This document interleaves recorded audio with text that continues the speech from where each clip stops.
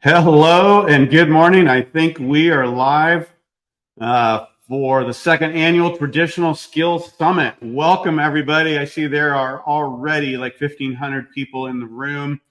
This is so exciting. So glad to have you here today. And welcome. Hope you're having a great day, and I hope you are looking forward to the week. We have truly got an exciting week here. We're going to get started in just a few minutes with our first speaker, Adam Martin, but I want to do a little housekeeping and just let you guys know what to expect this week and give a shout out to a few of you. There are people from all over the place. I'm seeing Utah, Wisconsin, Michigan, Tennessee. I'm just scrolling through the comments here. Hawaii, Texas, Alabama, Georgia, Maine, even. Virginia, Illinois, Canada, Washington, there we go, Florida. Wow, I think we've just got the whole United States covered, and I'm sure we have some international folks here as well. Northern California, Mississippi. So great to have you guys here. And we have so much going on.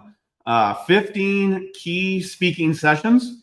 We've got some guest sessions today. We've got Rory Feek and Annabelle Trades and Jill Winger kind of having a storytelling session.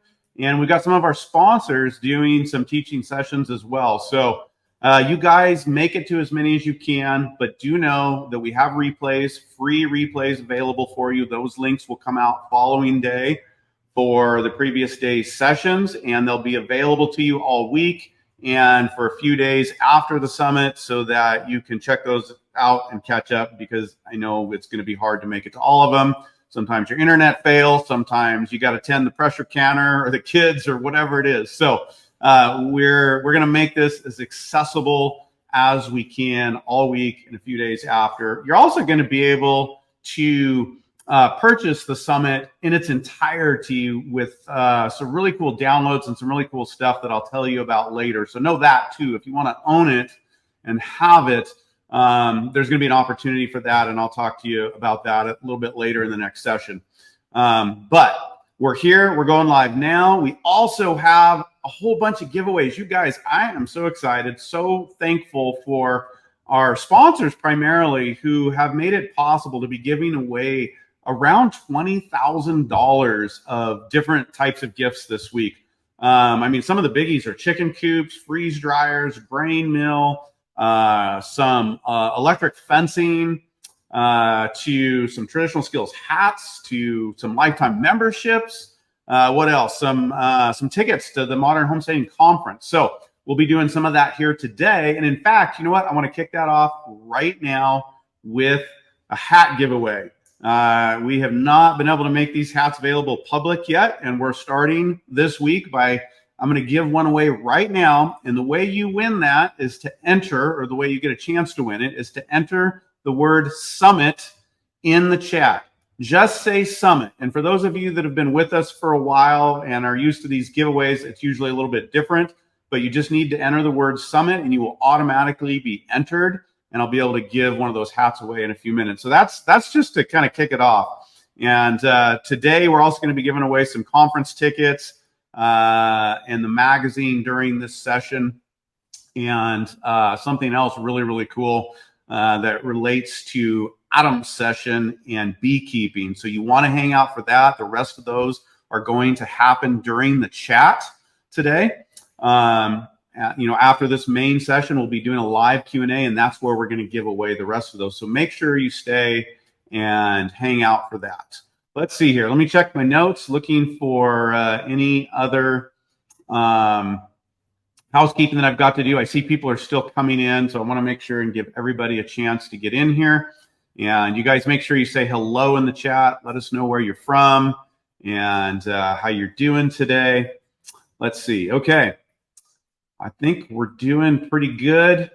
I want to talk about our sponsors today, because we do have sponsors that have helped make this happen. And it's our sponsors along with our great team here at the School of Traditional Skills, and those of you that are already members that allow us to put on a live event like this and to do all the giveaways. And the whole day today is sponsored by Homestead Living. Homestead Living is a quarterly digital magazine offering the best insights of the modern homesteading movement. And it's a publication for homesteaders, written by homesteaders like Melissa K. Norris and Joel Salatin and the Dohertys and a whole lot of other folks. And they are offering you a special offer where you can get, for $1, you can get the monthly publication. You can get that started for $1. So make sure and check that out. There's links in your email. There's a link at the bottom of this page. And thank you, Homestead Living, for helping make this happen. Now, let's see here. Let's go ahead and give that hat away, Mariah. Did we get some entries here? I'm scrolling through the chat. And if we're ready, let's give that hat away, and then we can move on to the main session. I scrolled too fast. I lost the chat. Let's see. Is that coming up? We should see that up on the screen here in just a minute. Nancy, you have won a hat. Make sure and email giveaways at School of Traditional Skills. I'm thinking that may pop up on the screen here. We're trying some new technology this year. And but Nancy, you have won that STS hat. Congratulations. Email in to giveaways, giveaways at School of Traditional Skills. There we go. And we will get that hat sent off to you. And more to come later in the session. All righty. Well, let's start getting to it. We're going to meet Adam Martin today. He is the first speaker this year. And when I went to look for a beekeeping class, I wanted to do something a little different than what people are usually learning about modern beekeeping. Most of the time when beekeeping is taught, it is taught by the industrial method, and that's not the way we want to go. I wanted to find somebody that looked at bees the way we look at our homesteads and the way we look at our animals, and we do our best to raise our animals in a way that lets the animals be the animals. As Joel Salatin says, let the chicken be the chicken, right? And keep them in as natural an environment as possible, while raising them on our homestead and stewarding the land well. And in that search, I came across Adam Martin and Bee Kept. Adam is a homesteader in Middle Tennessee, and he's not only keeping bees as close to nature as he can, he is prepared and determined to spread the word that bees kept naturally are the healthiest, happiest bees. Now, I am not a beekeeper yet, and one of the reasons is because I hadn't found a method. I hadn't found a way that I was satisfied yet to start keeping bees in this more natural way. And Adam's the guy that is sharing that with us. But you know what? He didn't start out that way. Like most people, he started out just buying vertical bee boxes, ordering bees, putting them in the boxes, feeding them sugar water, and treating for varroa mites. Just kind of that traditional industrial method. But in his first winter, he lost 8 hives that he managed that way. The one hive that he didn't lose was a local swarm that he had caught and installed in a horizontal hive that he'd built himself.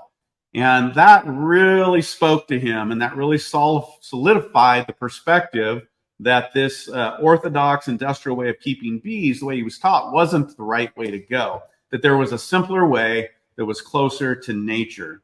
And since then, Adam has learned more and more about how to let the bees be the bees. And again, that's something we really work to do here at the School of Traditional Skills.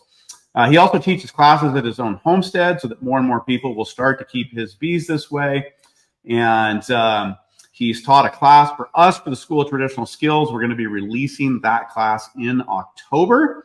And today he's joining us to share some of his knowledge and some of his mindset around beekeeping particularly and homesteading in general. And he's not going to just talk about how to keep bees simply and naturally, but how to look at what's around you and see that there are patterns and systems in nature that can lead to solutions if you will look for them. So with that, let's welcome Adam Martin. Welcome to the summit, Adam, and thanks for being here. You know, a lot of times we often learn to do things the way someone else does instead of thinking critically about how to do them ourselves. We certainly want to learn. We need to learn from you today, but we need to take this information, right, and apply it to our situation and think critically. So tell us a little bit about what you went through in learning, you know, the industrial method, the way you learned, and losing those first colonies and how it solidified your mindset that there was a better way. Yeah, so I started out beekeeping, doing all the normal things, go to a bee meeting, get a bee mentor, order bees or buy bees, read a book, watch some videos, get the vertical hives that are common in the Western world, the Langstroth vertical hives that we're all used to seeing and we've seen our whole lives. And basically, all of that methodology follows the commercial, industrial, conventional way to beekeep. And then once you get those bees, you feed them sugar water, treat them for varroa mites, do all the things. And then at the end of the day, the bee club will tell you that you should expect to lose half your bees in the first season. Of course, that didn't sit well with me, but, I'm a rookie at that moment. And so I just thought that's the way things are supposed to be. And like you mentioned earlier, I actually went into the first winter with 9 colonies of bees. 3 of them were packages of bees I had purchased.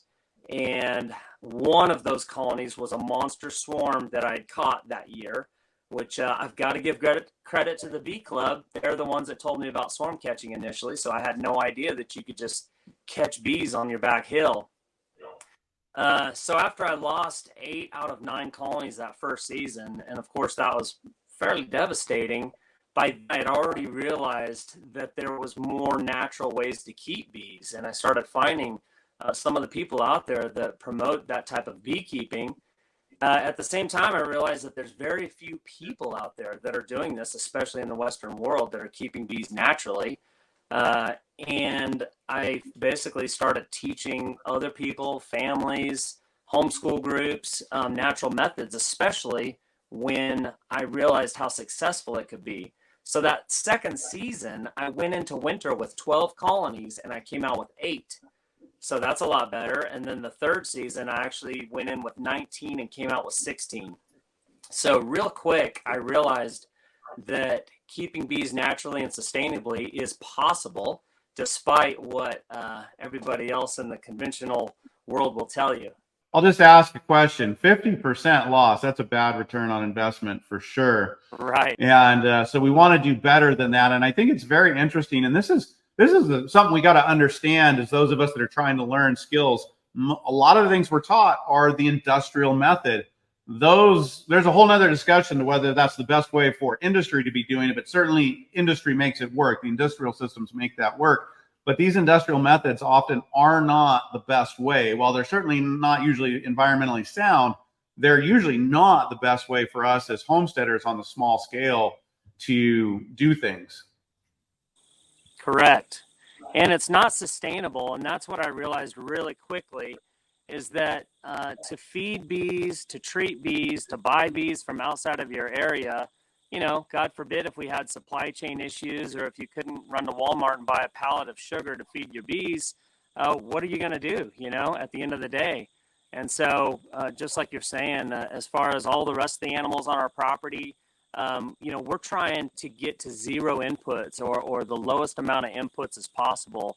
And I know most homesteaders are thinking that way. They want to grow as much of their own food and their animals' food on their property. And so I found that feeding bees honey, their own honey, is the absolute best way to feed bees. That's what they're supposed to eat, right? Yeah. Yeah. So we have to be a little more generous, and we'll leave that open because I know you're going to talk about that a little bit more. Let's talk about, Adam, what you mean by beekeeping is simple. So basically, with the type of beekeeping that I do, it's low maintenance. It can even be no maintenance.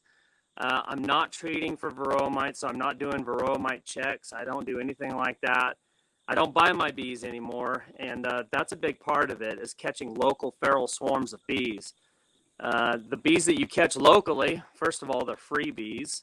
They're feral bees, but they're actually hardier bees. They've overwintered in your area, in your climate. They're already used to the pests and the nectar sources and the pollen sources in your area, and they're actually better bees than you can buy. So if you have any honeybees in your area, you can catch swarms every spring during swarm season. It's natural, and it's actually fairly easy. I couldn't believe it when I caught the first swarm the very first year, my very first time trying it, April 29th. I'll never forget it. I caught a monster swarm, and those bees were the bees that survived the very first winter with me, and I had also put them in a horizontal hive. So that sold me right there on catching swarms. Very, very cool. So what does that lead to? I mean, well, let's back up a little bit because I think catching swarms maybe seem a little scary to a lot of people. Certainly that's, one of the obstacles for people, right? Is just getting used to the thought of dealing with bees, and then catching a wild swarm might even seem a little more, scary than just getting bees in a box, as it were. So just tell us a little bit about that and how that went for you the first time, and was that much of a challenge? It really wasn't. There's some great resources out there on how to catch swarms, and it's just not that difficult. What you're doing is you're basically trying to mimic intelligent design. You're trying to trick the bees into coming to your box rather than going out to the hollowed out tree that they would find in nature. And so there's just some really simple things to do in order to do that. I built a box out of scrap wood that I found around my property and put frames in it that had nothing on them, brand new frames, and baited it with lemongrass essential oil, and that was it. Left it alone, and it just wasn't soon thereafter the bees started checking it out. And like I said, if you have honeybees in your area, those honeybees every spring are naturally going to swarm, and in that instance you have an opportunity to catch that swarm. So they're very attracted to lemongrass essential oil, and there's some other commercially available attractants that you can buy to get them to come check out your swarm trap. But it's just not that difficult. I figure that I have about a 50 to 60% success rate catching swarms per swarm trap. So if I put up 10 swarm traps before swarm season starts, I can expect to catch about 5 swarms roughly. Wow. All right. And you're doing that through just mimicking nature, through creating an environment. I mean, obviously it's not, and we'll talk about this, what's natural or more natural, because it's not 100% natural, but it's mimicking an environment that they want to come to. And so they're happy to come land in one of those swarm boxes and start to get situated. Yes, sir. That's exactly it. So you're off to a good start right there, right from the beginning. And catching these bees wild, they haven't been raised in a factory or wherever, and I know really nothing about how industrial bees are raised or brought into the world, but you're catching them. They're already out there in the environment. They're likely already healthy, and then you're going to start, I assume, to keep them in a natural, or what I think you like to say, more natural way, because it's not purely natural. But tell us about that, what you mean then as you move into taking that swarm and bringing it into your care, what you mean by more natural beekeeping. So the horizontal hives that I promote and that is common in European style beekeeping utilizes 2-by construction for the hive body, which is much thicker than what our Western Langstroth boxes are made from. The Western style vertical boxes that you've seen are usually 5/8 inch thick wood around the outside. And so when you think about the bees trying to overwinter in that box, if they're up in your neck of the woods in Idaho or in some northern country where the winters are really harsh, that's just not that much insulation for the bees to survive in. But if you think about intelligent design, you think about a hollowed out tree and the sidewalls, the thick sidewalls of that hollowed out tree, 15 feet up off the ground, that's a much more insulated container for them to be in. Plus, you've got the fact that the hollowed out tree is hollowed out all the way down to the ground, usually to the dirt, to the soil. So that actually helps regulate the temperature in the hive, summer and winter. But the horizontal hives that I build or that I sell, most of them have got either 1.5 inch to 2 inch sidewalls on it, as opposed to the 5/8 inch. So you just think about the insulating properties of those, and the bees just fare much, much better in the horizontal hives. Then the next thing is that they're much easier for the beekeeper to maintain those bees or to service those bees. What I mean by that is in a horizontal hive, you're never pulling out more than 1 frame at a time. Whereas when you go to split the traditional hive down, the traditional boxes that are vertical, you've got to split those boxes and set those boxes on their sides, exposed to the open air, while you do a hive inspection. It's extremely disruptive to the honeybees. They end up having to come back and fix everything that you did inside of that hive. And it's hard on the bees, and it's definitely harder on the beekeeper. The honey supers that you would have to lift off of a vertical box, those can weigh 50 to 100 pounds if they're full of honey. Whereas with the horizontal hives, pulling one frame at a time, you're looking at 8 pounds maximum as far as those frames go. So there's a lot of difference there as far as the wear and tear on the beekeeper and on the bees. Very, very cool. That, I had never even thought about that. And even though I've seen a little bit of your class as we're working on production, I hadn't caught that, but it makes a lot of sense. Wood's a very good insulator. And again, you're mimicking nature, just like we learned to do in a lot of other ways of homesteading. And it just makes sense that that's going to work better for the bees. Let's talk about feeding them and feeding ourselves right from the honey, because what you're doing, you're going to have to manage that a bit differently than what most people are used to. Yeah, so this is an easy one to talk about, but very controversial. Most people feed their bees sugar water, and I did at the very beginning because that's what you do. You do all the things, and that was part of it. But it didn't make sense to me pretty quick. I teach homeschool kids all the time, and I ask them the question, do any of us think that sugar is good for us? And the answer is usually no, because the kids have been told their whole lives, that candy's bad for them and it'll make them sick. Well, we as adults now know, yes, sugar will drive down our immunity. The more sugar we have, the more refined sugar we have, the easier it is for us to get sick. So I just realized, common sense wise, if it's not good for me, why would it be good for bees? But then you just do a little bit of research and you'll find out that what's inside a nectar is not sugar water. It's sugar water is just sucrose and water. That's all it is as far as sugar water. If you go buy refined sugar at Walmart, that's what you're getting. Nectar is made from fructose, glucose, sucrose. It has essential minerals and vitamins in it. It has salts in it. It has proteins in it. It's got all kinds of great stuff. So that's what God designed for sugar water for bees. That's healthy. So I want my honey made out of that type of sugar water, God's sugar water. And of course, when I teach the kids, they all agree that that's the best way to go. So what that's going to do is that's going to help your bees with their immune system. They're going to be stronger bees just by that alone. So people don't realize this, and they're just, of course, they're going to argue with you until they're blue in the face that sugar water is actually bad for honeybees, and that it's driving their immune system down, which then is causing problems for them down the road with pests like varroa mites. And so all those things go hand in hand. Feral bees, not feeding sugar water, not treating for varroa mites. That's how you end up with good hardy bees and healthy bees. And then also, you get the best, most healthy honey possible. The first time that I had real honey out of a swarm trap, I had never tasted anything like it in my life. And I've been eating honey since I was probably 2 years old or smaller. I'm a big fan of honey, and that's why we started keeping bees in the first place. But when I realized that I had never probably had real raw honey made from nectar of flowers, I was sorely disappointed in all the honey that I had bought before then. But now I know that what I have is liquid gold, that it's medicine. My wife and I consume it every day, and I really feel like it's superfood for us.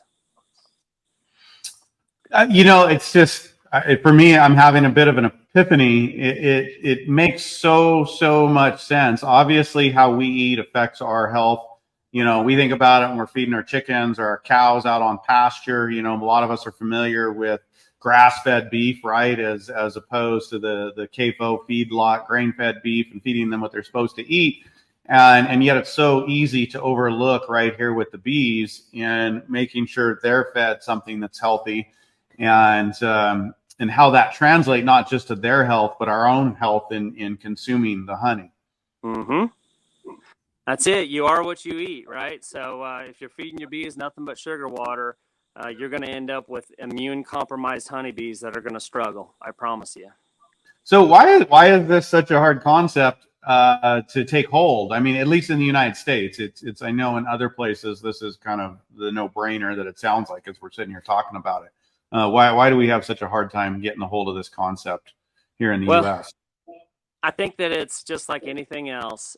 It's easy. You feel like you're doing something by feeding them and propping them up. This is new. You know, man has been keeping bees for 6,000 years at least. And how long have they been feeding them sugar water? Probably the last 50 years, 75 Right. years, maybe. So, it's kind of out of pure laziness. Part of it, honestly, is greed. It's common. It's just, I've heard this literally said that it's cheaper to feed bees sugar water than feed them honey. You have to think about that just for a second, but that is totally true, right?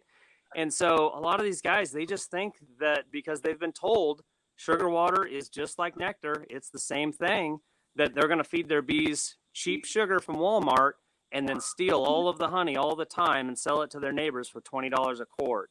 And so they just don't know any better. And that's the way they'll tell you, this is the way my daddy did it. This is the way my grandpa did it. And so this is the way I'm doing it. Mm-hmm. And at the end of the day, it's just not the best thing for the bees. It's not the best thing for us. And so really it just kind of boils down to that. It's easy to go down and buy a bag of feed from TSC or the local, farm co-op and feed your chickens or your pigs or your cows. But to grow your own feed, it takes some work. And so basically, the way that I keep bees is I leave them tons of honey. I don't take that much honey. I don't get that much honey per hive necessarily compared to somebody that's just packing it full of sugar water. So I have to manage my bees well. I have to be a good steward of my bees. And in return, I get a great product out of my bees. Right, but so you may not be getting as much yield per hive, but you're getting a much higher quality yield. So nutritionally, I'm sure you're getting much more nutrition in that honey if you could, do that kind of analysis, just like you were alluding to, and what they've been fed. So the nutritional density is going to be there. But something else that's not, I don't even have this in my notes for your discussion, but that is the resiliency factor here, and that you've just lessened your dependence on outside inputs. This is something we're going to be talking about in the next session with Sean and Beth Doherty. But you've lessened your dependence on outside inputs while having a healthier hive and healthier honey, it sounds like to me. That's exactly right. And keeping them in a natural way, I have a lot less maintenance, right? I can go down to zero maintenance if I want to. Whereas if you're keeping bees conventionally, you can ask the beekeepers that are doing that. They have a ton of maintenance. They're getting into those bees all of the time. They're filling up sugar feeders. They're treating for varroa mites. They're constantly into their bees. I have bees for clients that we check once a year. And the only thing we do in those bees is grab some honey and just check on them, see how they're doing, and that's it. Walk away. So you can have more hives, and still have less work by doing it the way I'm doing it. Yeah. Yeah. No, that makes sense to me. It's very, very attractive to me as somebody that is wanting to start bees in the next year or two, that this is just a no-brainer path.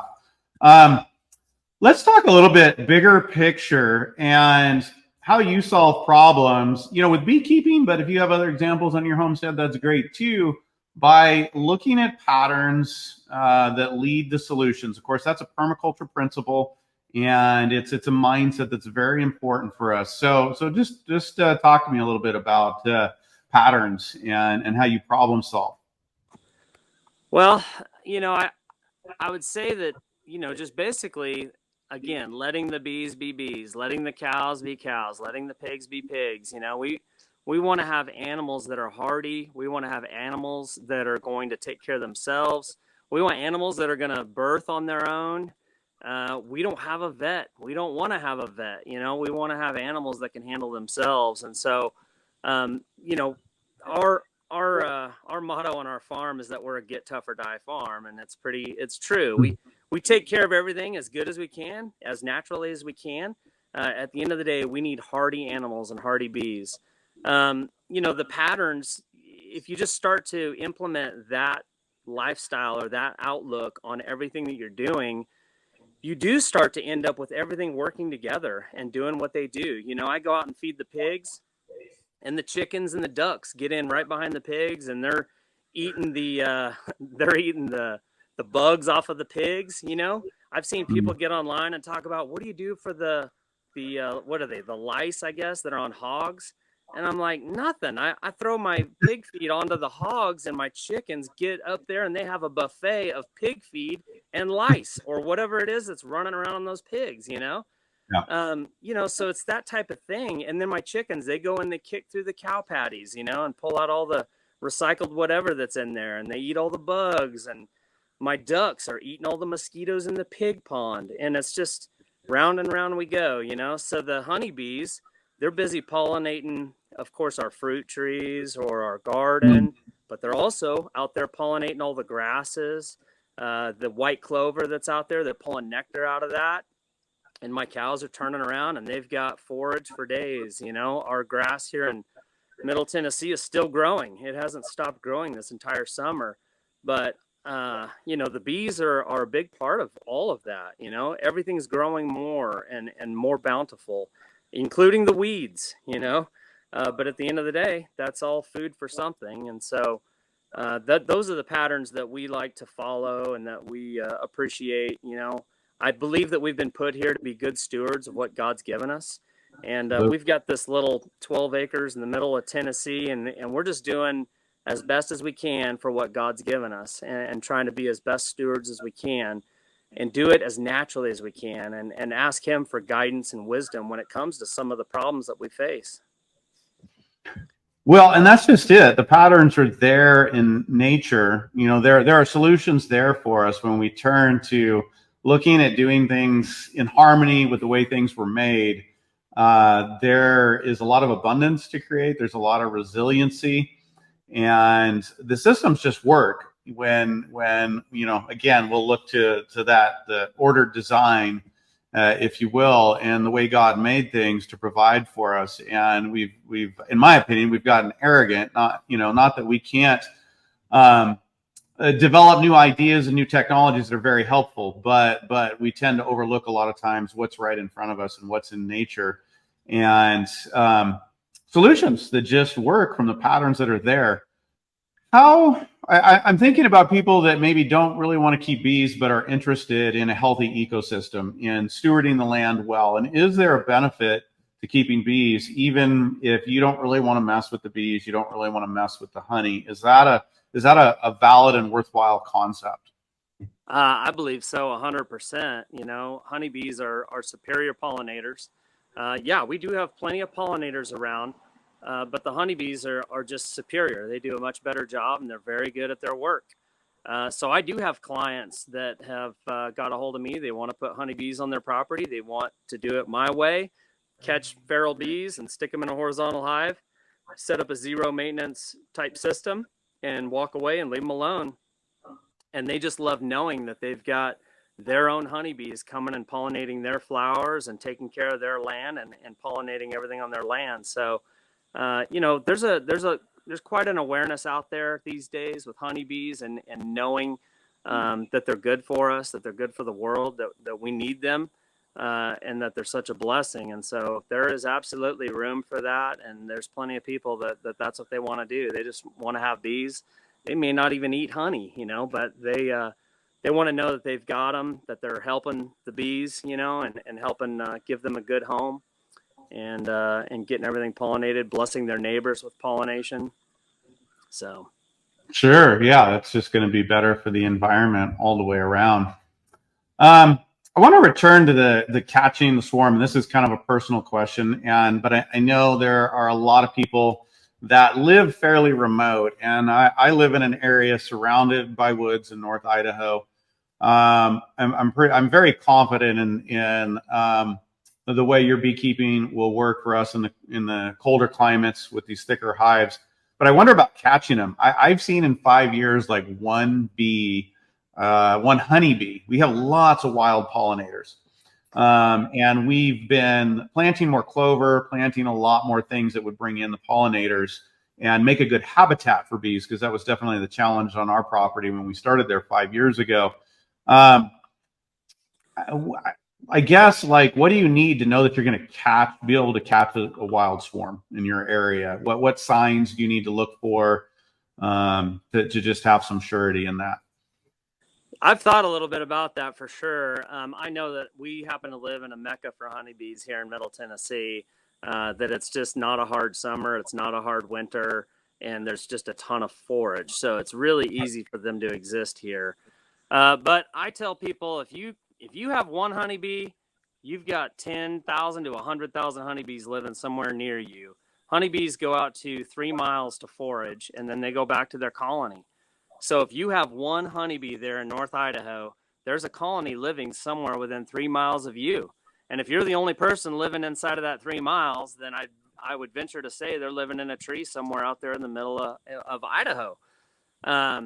So, I feel like your chances are 50-50 to catch a swarm, per swarm trap. For sure, planting things that encourage bees and are going to help bees. As far as forage goes, down here, I encourage people to plant white clover as much as they can, because the cows love it, everything loves it, and the bees definitely love it. It's a great nectar source for bees. And then, late bloomers, things that'll bloom in the middle of summer or fall, are great things to plant around your house. If you've got an area where you're planning to irrigate or you're planning to water anyways, things that you can put in your garden that are going to go late into the summer, into the fall. The reason why I say late bloomers is basically the spring flow is the main flow for honeybees. And so anything after, I would say, June that blooms is basically like a bonus for the honeybees. And so you're giving them something when there's really nothing out there to go get. And that's just going to help them get through the very next winter. One of the things that Leslie has in her garden, my wife, that we always see bees on in late summer, even right now, is basil. And they love to hit those basil flowers. And so basil's one of those ones that I've seen. I don't know how much nectar they get out of it. I'm sure they get a significant amount. Otherwise, they wouldn't go to it. That's one thing I always teach and tell people as well, is that bees will go to the best source of nectar at any given moment. Whatever's blooming right then and there, that's the best nectar source, they're going to go to it. And so I joke around, we've got 20 or 30 blueberry bushes next door in my apiary where I have all my bees, and I rarely see my honeybees on my blueberry bushes. But the reason is because I'm not there usually when it happens to be the moment that is the best nectar source in the 3 miles around my apiary. And so, just because you don't see bees doesn't mean that they're not there at some point, like in your garden or in your crops, in your apple orchards, things like that.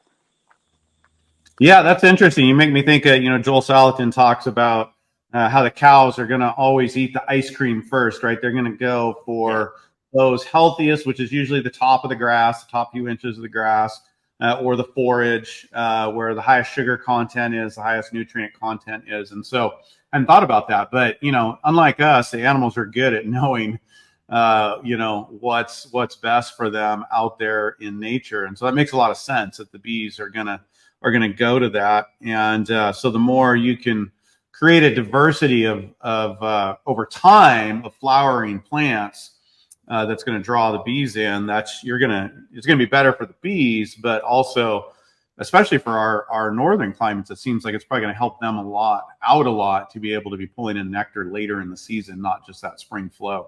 For sure. I wanted to, I feel like I need to hit that last comment one more time, though, is like, if you think you live on an island where you've never seen a honeybee on your property or within 3 miles of your property, and I'm not saying that doesn't exist, at that point, what I would recommend is that you find somebody within some sort of a close distance of you, whether it's 10, 20 miles, maybe even 60 miles, that keeps bees naturally, like I do. They don't feed sugar water, they don't treat for varroa mites, and get bees from them. Then you could bring them back to your place, get a couple, maybe 2 colonies started. And then at that point, you would start to seed your own woods with bees, because every time they swarm in the spring, if you didn't catch them yourself with a swarm trap, they're going to go find a brand new home right out there in the middle of the woods. and you're now propagating honeybees in your area, basically. So I wanted to hit that because I know that there's going to be somebody out there that's going to say, I live on an island and I've never seen a honeybee here in 20 years. So I want there is definitely an option out there. It's not that you can't have honeybees, but you just might have to do a little more work to get them at first. Well, I appreciate you bringing that out. One, because I'm going to guess that's going to be our situation. We'll definitely start with trying to catch a trap, but we're definitely miles and miles surrounded by conifer forest. There's just not a lot out there for the bees, and when we got to our place, there wasn't on our place either. So that makes a lot of sense. It's also a nice alternative to think of that instead of to going and finding somebody else, regionally, instead of ordering, through the mail or however people do that from out of your region. And that's, one of your points is try to get bees in region. So really, really appreciate that thought. We're going to start taking some questions in a few minutes, but we've got, and we're going to start doing a few of those giveaways along with something really, really cool directly related to bees. But I wanted to talk to you guys for a few minutes before we open up the door for you asking questions to Adam about the summit and about the school in particular. And so this is day one of the summit. This is the first session. Obviously, we're going to be going all week. Hope you guys have enjoyed this session so far. And we're going to probably even get into it a little bit deeper here with the Q&A. That always brings a lot out. That's so fun. But we know there's people that aren't making it this morning, and some of you probably aren't going to be able to make some of the sessions. And so while there are replays, we're also going to make there's free replays is what I'm saying for a limited time. And we'll get those links out to you all week, but those do go away. And we're going to make the summit available to you for free to keep and own, along with something I'm really, really excited about. This is something I've never seen done before that our team came up with. We are going to create what is going to be a near 100-page summit guide. It's going to be, I can't call it a book because it's not really a book, but it's like this cool coffee table guide that is going to be all around the summit in mindsets. That's going to bring you a lot of great visual quality, a lot of the quotes, the discussion topics, the recipes, the how-tos from the summit this week that you're going to learn. We're going to put it together for you in a very, very beautiful book that it's not digital. We're going to send it to you. You can obtain that for the whole summit by becoming a member of the School of Traditional Skills. And you're also, sorry, getting through my notes here. We're going to make available a downloadable copy of last year's summit as well that you can obtain. Last year's summit was the first annual. It was a really special moment. There were a lot of great conversations and a lot of great discussions there that are worth going back and checking out. And our members have access to that. We're going to make that downloadable to all members here as well. That's all yours free when you join with an annual membership to the School of Traditional Skills. And for those of you that are not familiar yet with the School of Traditional Skills is a school where we are taking the best instructors that we can find in the area that line up with our ethics, our way of wanting to present things, which is not just homesteading, but is doing it regeneratively and ethically and creating resiliency in your life. And so we're bringing these instructors together. There's 20 classes so far. They're growing every month. And this is not YouTube instruction. This is high quality production where every class is designed to take you from like brand new to maybe a beginner struggling to proficient with the skill that you want to learn in these variety of homesteading skills. For example, we filmed a class with Adam. It is coming out next month. Very, very excited for that. And Adam's going to teach you how to get comfortable around bees and handle them confidently. He's going to teach you exactly how to catch swarms and install them in the hives. I know this is a scary thing to a lot of people, but it is not that difficult. And Adam is going to give you the confidence to do that. You're also going to learn how to observe, inspect, and care for your hives naturally. And you'll know exactly what to do and what not to do to keep the healthiest, happiest bees around. And of course, you'll learn the skills you need to harvest delicious natural honey, but to do it in a way that takes care of the colony, not damages it, which is what is usually happening. Adam's class is only one out of 20 so far. Again, they're building every month. We try to get one out just about every month. And, you know, we've got tons of speakers. Everybody here that's here this week is an instructor, or they have a class that's about to come out.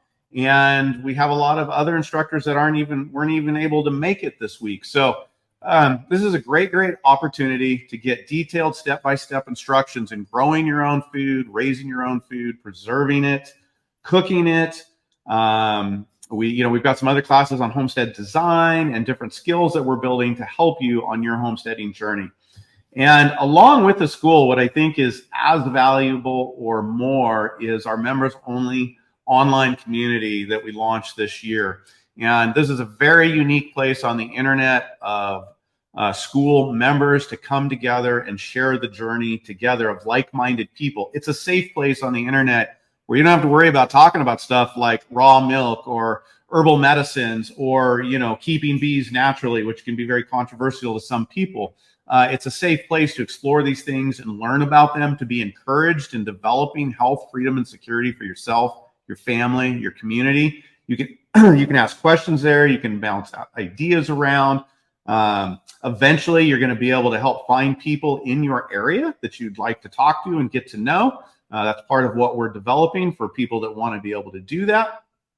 And we're over 8,000 strong in the community. And so I want to invite you to join the school. If this is something you're interested in and you want to own the summit, you want to own the summit guide and get that book that we're going to physically send to you, along with access to the school and community, you can get a full year off today for 33% off the regular price. And we've got some members here. Some of you members, if you're here, give us a shout out, you know, for your experience in the school so far. And let's see, I want to read this quote from you from Pamela. We hear from members all the time who are thankful for the skills they've learned and the relationships that they've built that are furthering their journey towards a resilient and abundant life. And I was looking for that quote from Pamela, but I'm not seeing it. But you're going to get access to all of this for $195 for a full year so that you can move forward with confidence in your homesteading journey. You guys, that is less than most trips to the grocery store. Pamela G has been a member for a year, and it's absolutely worth it. I will be re-upping for the second year. Pamela, excited to hear that, excited that you're with us. And again, just want to invite all of you guys. You'll have an opportunity all week, but why not just jump in right now? Check it out. We have a 30-day money-back guarantee. You can get in there. I mean, if you can go through all the classes in 30 days and you're not satisfied, we'll give you your money back. So we're confident you're going to love the school. Come check it out. Come take advantage of that. And we would love to see you there. So moving on, this is the part I love to do. I get to give some stuff away here. And we've partnered with Adam to get somebody started beekeeping. So we are going to give away to a registrant. We already have this person. I'm going to get the name here in just a minute, but we are giving away a kit to get you going. It has one of his Lands, I think I'm saying that right, swarm trap, the exact trap he uses to catch local feral swarms. It's got 8 frames that will start in the trap and then fit in the horizontal hive.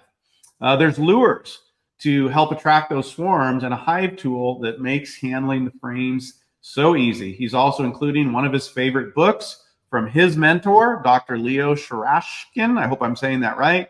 And that's going to give you some further knowledge and companionship to his class that is coming out. And so I am excited to announce that Amanda Davis has won this free beekeeping kit. Amanda, I hope you're here with us today. You do not have to be here to win some of these bigger prizes. You just have to be a registrant. So don't worry about it if you're here and you're not going to make it to another session. You still can get picked. But Amanda Davis, you have won. So excited that we can help you get going with your beekeeping journey. Make sure and check your email, Amanda. We will reach out to you. And if for some reason you missed that, feel free to reach out to giveaways at School of Traditional Skills. Okay, we've still got a few giveaways to do, and we've got a Q&A session here for a little while where Adam's going to answer your questions. So I want to encourage you guys to start dropping your questions into the Q&A box there, the chat box, and we'll start taking those as soon as we get a few. We're also going to give away a membership and a couple of tickets to next year's Modern Homesteading Conference over the next half an hour. First question, Adam, is any advice for beekeeping in desert climates? Great question. We actually originally came from a pretty deserty area in California near the Mojave Desert. I don't think that there's anything specific and special. I know people that keep bees in Arizona and in southern dry areas. I would say one of the things that you'll have to pay attention to is water. Bees need water just like everything else. And so there's some very simple ways to set up waters and even add a teeny bit of Redmond salt in there because bees need salt as well. And then again, planting those late bloomers that would normally be a late bloomer somewhere else around your house, that way the bees have a natural nectar source around the area that they're living. So bees can be they're kept all over the world, honeybees. So I don't think that the desert's necessarily a deal breaker. Plus, there's tons of natural nectar sources in the desert. So. Right. Very, very interesting. I hadn't even thought about that. Do you have any experience or thoughts on the flow hives? One of the questions I have here. I get this a lot. I don't. I looked into them when I initially was going to beekeep, and they looked really neat. I do know that you still have to keep bees, even though you use a flow hive. What it does is it just basically makes honey extraction easier on the beekeeper. But it's not necessarily, as far as the bees go, you're still going to have to keep bees in a vertical hive, which obviously I'm not a fan of and don't recommend. But I know tons of people, or at least several people, that have flow hives and use them and like them. So I can't give an honest opinion on it other than you're going to have to keep bees in a vertical style box. Okay. All right.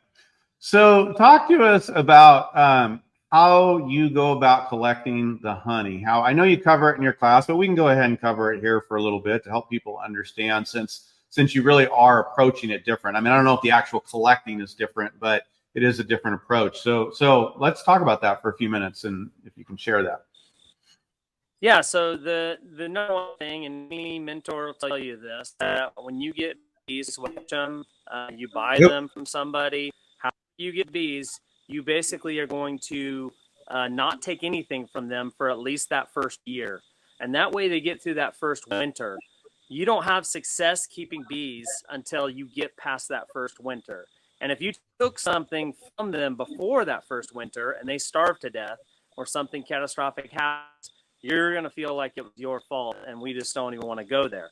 So after you get past that first year, then theoretically, if we caught them in the spring, I'm going to go get in the springtime, take a look and see what they've got for honey. After that first year, you can go in and you can look at the capped honey and see what they have inside of the hive for capped honey. And that is not open. They capped, that means there's a wax cap over the honey. It's not technically honey until they put a wax cap over it. So after 1 year, I'm going to get into that hive. I'm going to pull frames. And if I find frames that are nothing but capped honey, then those are frames I'm going to go ahead and take in the springtime when the nectar flow is on at that moment. And so after that hive is established, I could actually get in there multiple times over the year, springtime, summertime, fall time, and just take a look and see what they have. And as long as they have enough honey for them to get through that next winter, then I can take the excess. Misty Hill is asking, if you're catching local swarms, would they still be safe to put near the chickens so the chickens can eat the mites and pests that drop from the hives? Good question. I like the way she's thinking. Absolutely. Hives, traditionally, you want to have them at least 18 inches off the ground, their entrances. That way the skunks can't get into them and predators can't necessarily get into them. But that's high enough for the bees to fly out and get over the top of a chicken that's hanging out. And chickens are usually eating bugs off the ground anyways. They're not really catching bugs out of the air. So that's actually a great way to go because the honeybees don't die inside of the hive in general.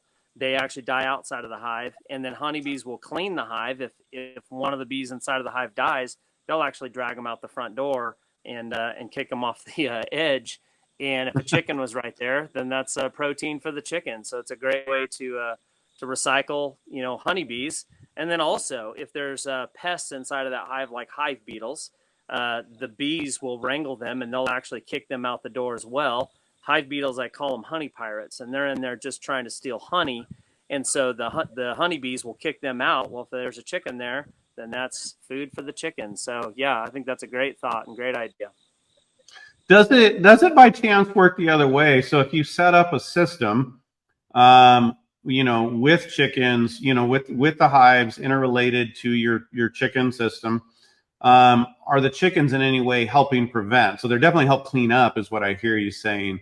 Do they help in any way prevent any of these problems? The way they do, say, working with herbivores and around other animals, where they're really helping keep pests and disease down. They're kind of wandering cleaners. Does this help the bees?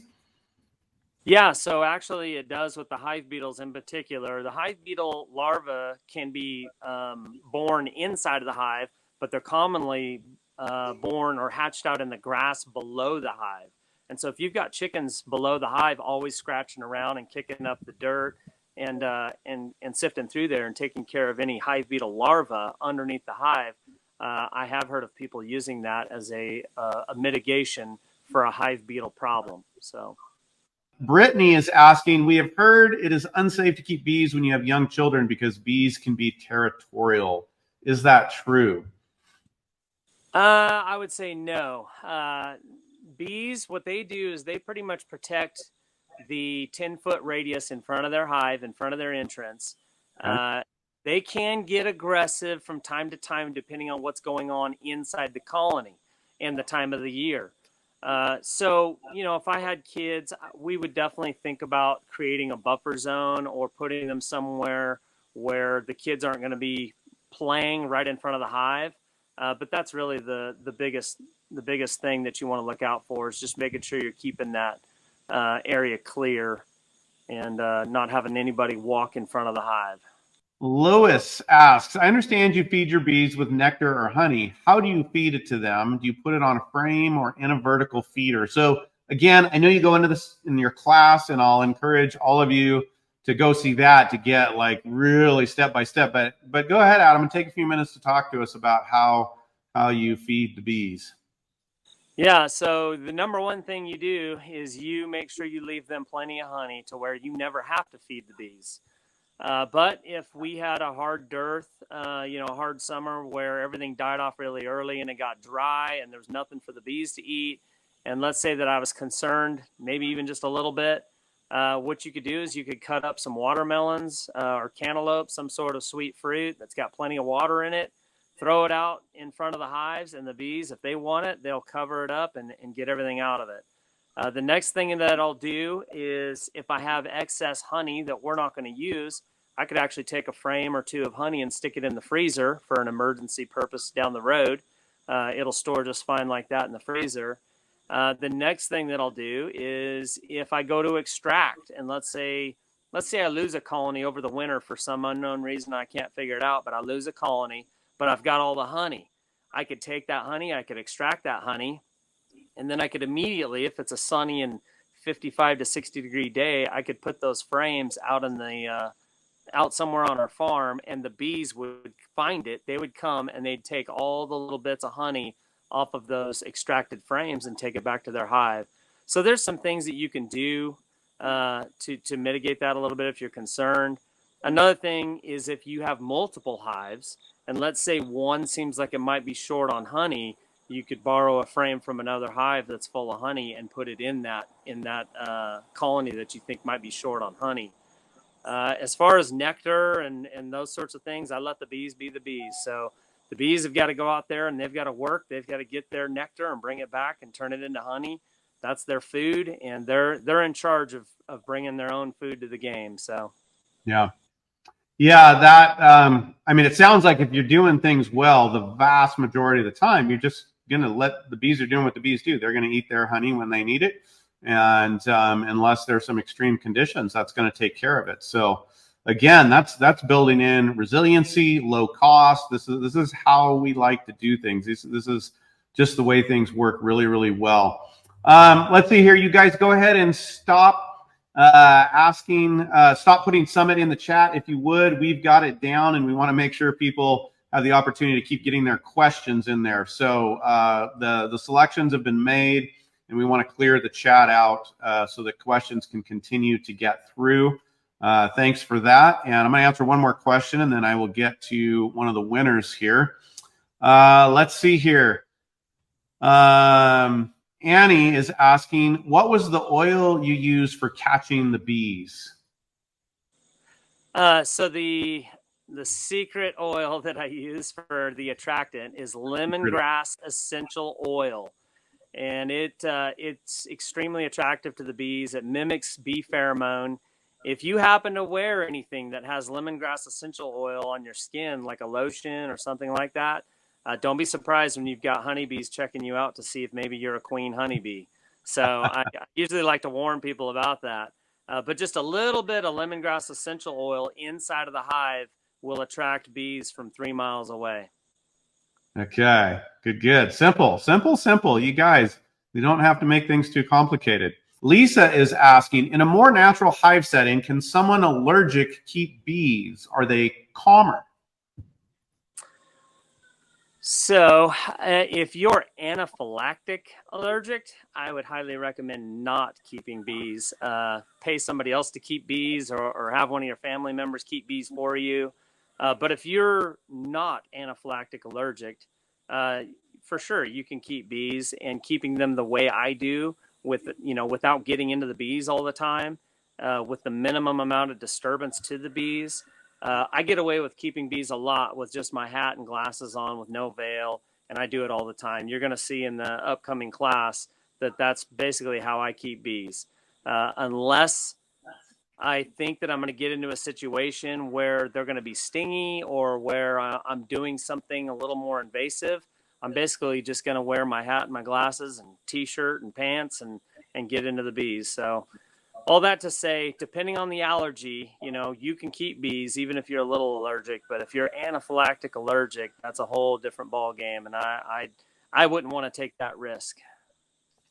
Yeah, that sounds like sound advice. And I wanted to tell you guys in the audience, while I did not make it to the filming on this one, our film crew that went had a lot of concerns about being around the bees, and they work real hard to catch a lot of detail and get up and close. And they filmed this class. They caught phenomenal detail and was able to be around Adam's bees. You had a film crew in there while he's teaching, while he's interacting with the bees, and they're getting in close, taking pictures. That's how calm the bees and the hives were. It was very, very easy going, and they came away confident. They weren't even, I think they had fun being there, but they weren't exactly just, trying to be beekeepers. And I know they came away just amazed at how calm and easy it was to work with the bees. Alethea is asking, how much honey do you take versus leave for the bees? So that's actually pretty easy, or fairly easy, depending on the frame style. I recommend Lands frames, and you did say it right earlier, Josh. Lands is the European style frame that I believe it originated in France, and George Lands is the one that he designed it. Anyways, to answer the question, on the Lands frames, the bees naturally store about a 4 to 5 inch honey rainbow across the top of the frame, and then below that honey rainbow is where all of your eggs and baby bees and brood is. And so that amount of honey over the top of that amount of bees on that single frame, that's enough honey for them to survive an entire winter. So if you've got 10 frames like that are all brood frames that all have a 4 to 5 inch honey rainbow, Fedor Lutsutin in that book, Keeping Bees with a Smile, he said that he would leave one extra frame of capped honey in there just as insurance, but that 4 to 5 inch honey rainbow is enough honey for them to survive the winter. So it's pretty easy. Very cool. Let's see here. JC is asking about how to transport your bees. There's kind of just some information on how to transport bees. Do you need a pickup or a trailer? Is there a way to block them from leaving the swarm trap? You know, a few thoughts around capturing them and moving them. Yeah, so there's all kinds of different methods to do that. I prefer not to travel with bees ever if I don't have to, just because I think it's kind of hard on the bees. They're not meant to go down the freeway doing 65 plus miles an hour. But if you have to transfer bees, if you're catching a swarm on somebody else's property more than 3 miles away from yourself and you need to bring them home, you would plug the entrance at night, and then you would bring them home, and then you'd unplug the entrance immediately, and they would settle into their new location.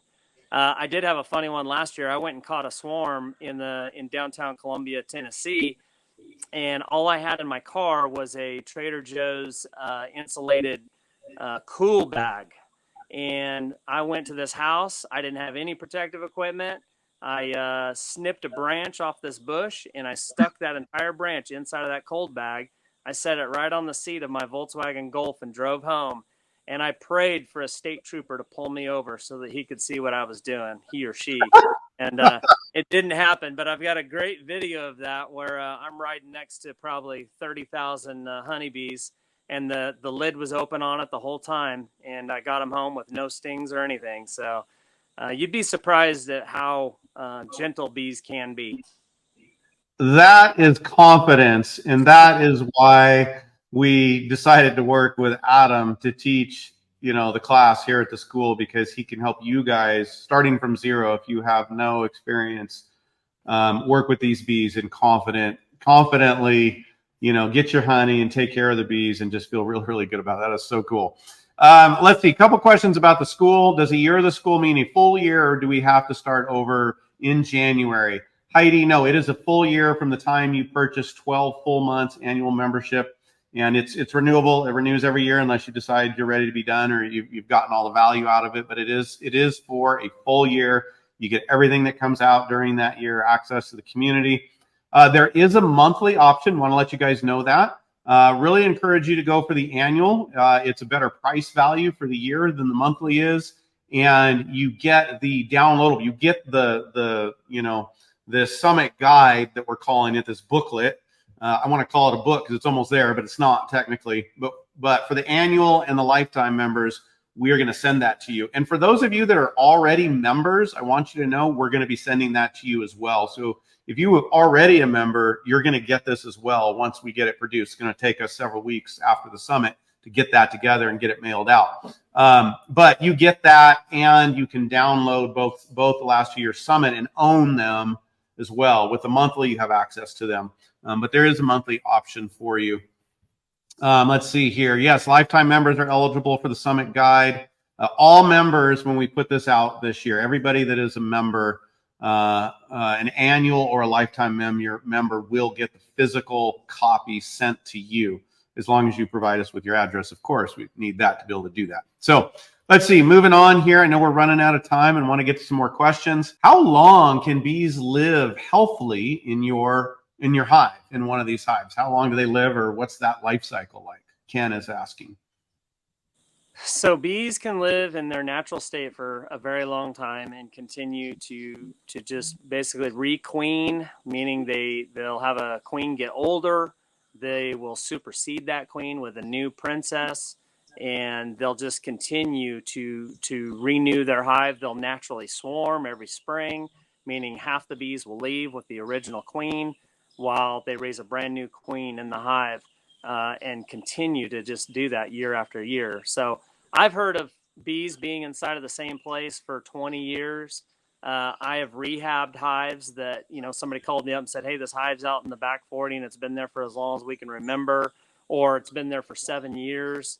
I did one, and those bees were great and doing really well. Not being fed, not being treated, living in a dilapidated box.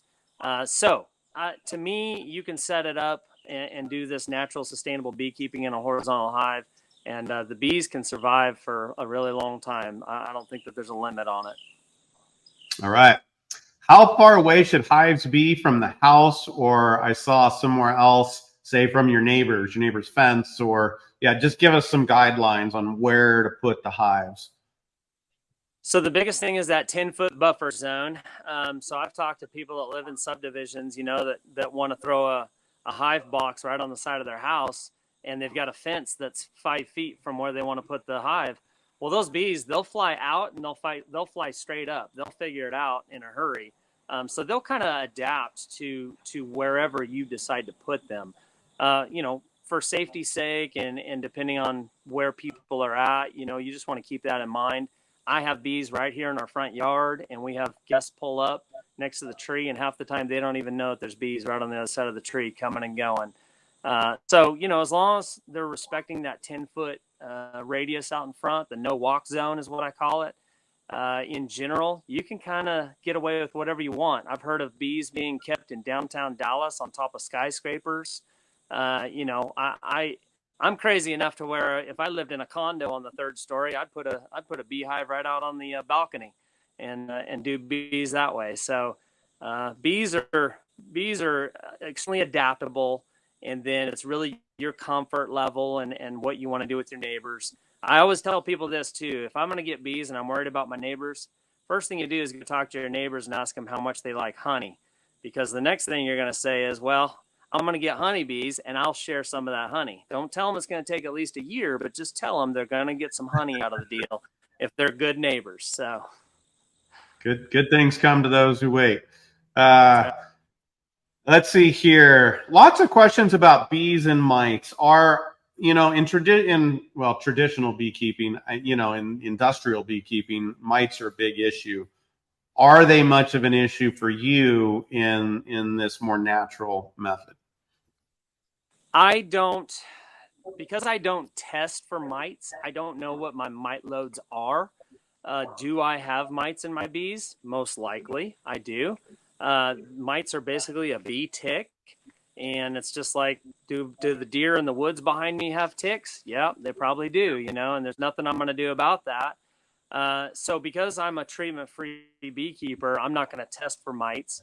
So do I have colonies collapse every once in a while because of their mite load? It's possible. But again, I'm not going to check them to see if they had mites before they collapsed. If they collapse due to mites, those are not bees that I want to have. I want bees that are going to be resilient to mites and take care of their own issues. And so if they cannot survive because of their mite load, then those aren't bees that I want to have in the first place. So, that's kind of how I roll. And like I said, it's a get tough or die farm here. I don't think we have a lot of problems with mites, but we may, and I just don't know. Well, that's a mindset that I think is really, really important in building a sustainable, resilient homestead, and beyond is just that. We need to do our job well. We need to make sure the animals have what they need. We need to take care of them, provide the right environment for them. Of course, when we can mimic nature as much as possible, we're going to do that well. And if we're taking care of our part, the animals need to take care of theirs. And this is how it works in nature, right? The wheat gets sifted out, and just like you're saying, if you got a colony that's not dealing with the mites well, there's something wrong. And again, assuming you're doing what you're doing well, we'd say the same, about cattle and about many animals. You cull the ones that are disease prone. You cull the ones that are having health issues. And if you don't, nature is going to. So essentially, Adam, you're just letting nature do what it does, and that's going to happen sometimes. And we need to be okay. I think you need to not see yourself as a failure. That's just part of working with nature and creating a system that leans into natural systems a little bit more. Yeah, and it is a total paradigm shift, mental shift, because like even swarming, I allow my bees to naturally swarm. I try to mitigate it a little bit, but if they swarm, I'm totally fine with it, because I might catch those bees in my swarm trap. I might send them to my neighbor's house and they catch them in their swarm trap. Or I might seed the woods with good bees and I can catch a swarm off of those bees next year.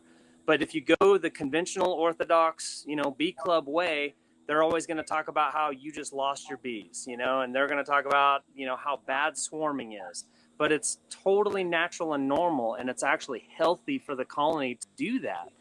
So It really is a shift, and then trying to prop up something, because, with the treatments or with the feed, you're trying to artificially prop up something that's weak in the first place.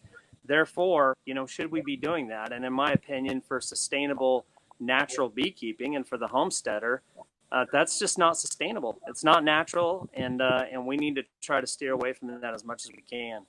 Any distance between the hives, like how far between hives? Do you keep them all together? Do you, in your method, in this natural method, I know it's not just yours, but in this natural method, how far apart do you keep the hives? So, conventional orthodox beekeeping, if you're going to have a bunch of bees, it makes sense to have them all right next to each other, so that when you go to service your bees, for your ease, everything will be next to each other. If you think about intelligent design and how bees are in nature, they're in various trees throughout the woods and the forest, and they're not necessarily right next to each other.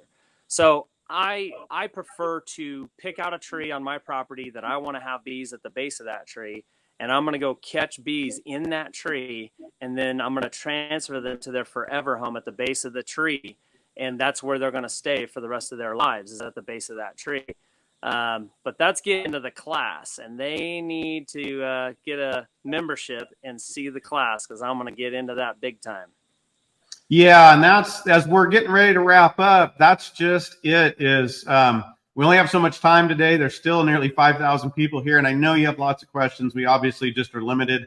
We've got to move on to other sessions. And so I want to encourage you to jump into the school, come be a part of the community. Adam's class will be out next month. Adam will be back for some free training, both public free training and specific just for members only, besides the class. And these classes are where you're going to get most of these answered, and then in the community, come along community members and have access to Adam when he comes back, just for the community to really dive more into the details. And that conversation can go, and you can jump right in the community right now, and I'm sure there are people that are going to be picking up this conversation and running with it. So really want to encourage you to jump on in. We have a sale this week.